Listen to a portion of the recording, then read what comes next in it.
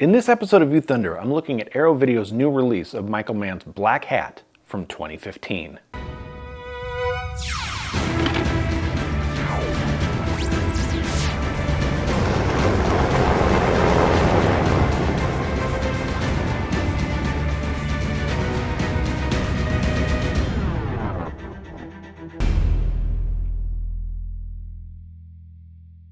Welcome to View Thunder, curated movie reviews that celebrate art, design, and cinematic storytelling. My name is Kyle, and I thank you for tuning in. He may not be a name that casual movie fans recognize, but Michael Mann is one of the truly great directors of the past 4 decades. Some of my personal favorites of his work include Thief, The Last of the Mohicans, Heat, Collateral, and one that kind of goes under the radar, Blackhat. I remember in 2014 not being interested in the trailer for Blackhat. Then when the film was released in January of 2015, the reviews were less than enthusiastic. At best, it was painted as a minor effort. At worst, it was a complete misfire. I ultimately skipped it, as did most people, since it did not do well at the box office. When I finally did give it a try, I wondered why I listened to critics at all. I think it's a really exciting film. The plot for Blackhat concerns a cyber terrorist who has hacked a Chinese nuclear power plant and caused a massive disaster. This leads to a joint Chinese and American hunt for the terrorist, his motivations, and what his next move is. To help with the investigation, they bring in convicted computer hacker Nick Hathaway, played by Chris Hemsworth. What follows is a lot of techno jibber-jabber, globe-trotting, gun battles, and a few genuinely unexpected twists and turns, with the bad guys tending to have the upper hand most of the time. Lee Horn-Wang as a captain in the People's Liberation Army of China, Viola Davis as an FBI special agent, and Holt McCallany as a deputy U.S. Marshal are excellent as the investigative team. Tang Wei as Wang's sister and love interest to Hemsworth's character is a bit of a weak link, but she's not terrible.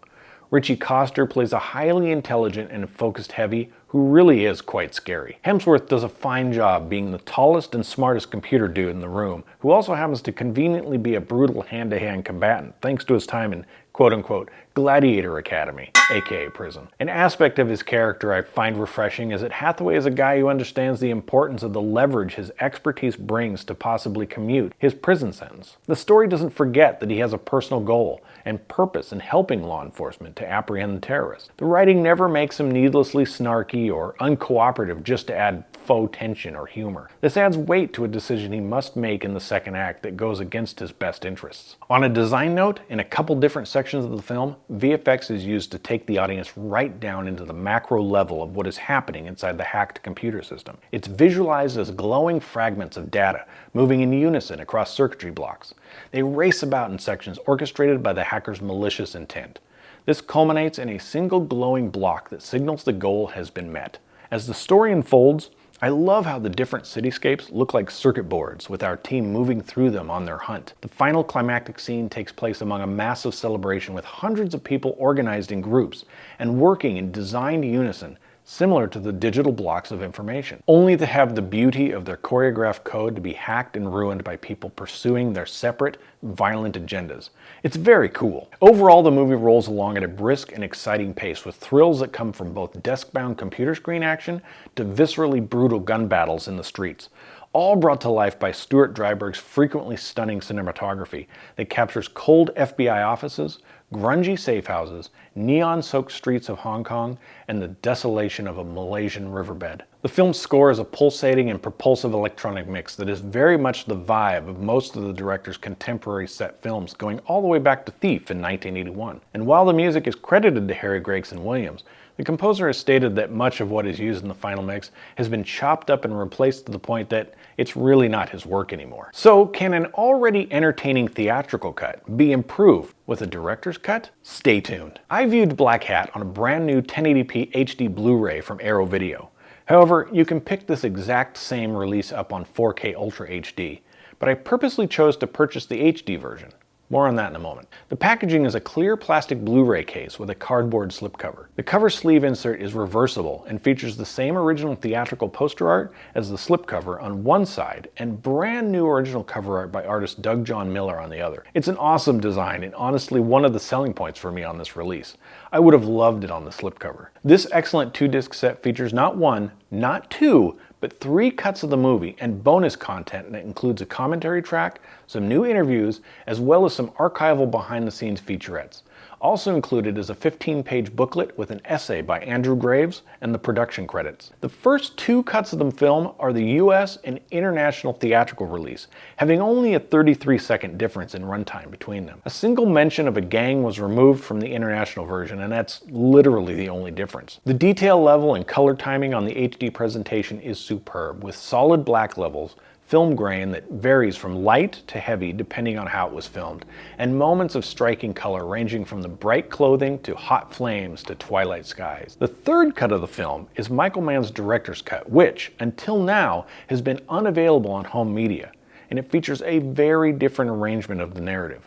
This, for me, was the primary selling point of this release, even though I hadn't ever seen it before.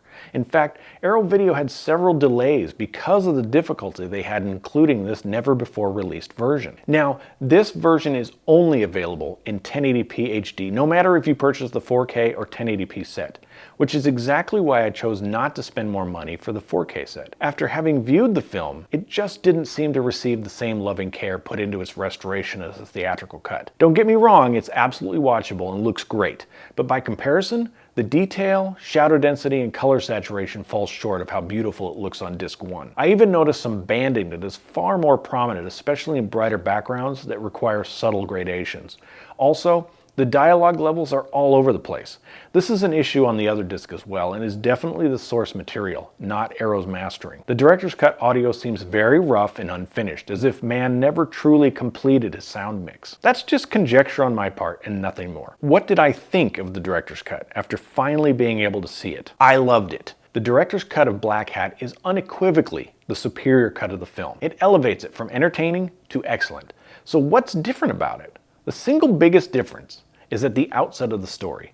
Rather than starting with a graphic representation of the Earth's massive web of computer networks, several reviews have incorrectly identified that opening shot as the moon, and the Chinese nuclear reactor sabotage. The movie instead begins quietly, with the Chicago Mercantile Exchange being hacked and the price of soy becoming severely overvalued. A short scene has been added of a cargo vessel being denied entry to a port because the insurance no longer covers the new price of the soy on board. This sudden price increase threatens the cost of food production everywhere and is the catalyst for the Chinese to reach out to the Americans in finding this Blackhat hacker. It may not start the film with a literal bang like the theatrical cut does, but it absolutely throws us right into a mystery that is then able to build suspense to the eventual nuclear disaster, which now takes place in Act 2. In addition, several scenes and pieces of dialogue throughout the film are shuffled around, added in, and in some cases completely excised, which is an overall positive effect on the pacing and aforementioned suspense of the entire picture. I did some side-by-side comparisons of different scenes, and in every case, I found the director's cut handled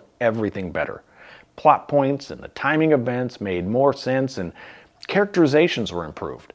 But that comparison also yielded the observation that the mastering of Disc 1 transfer is much better. I absolutely love the director's cut of Blackhat, and I can say with near certainty that I'll probably never watch the theatrical cut again.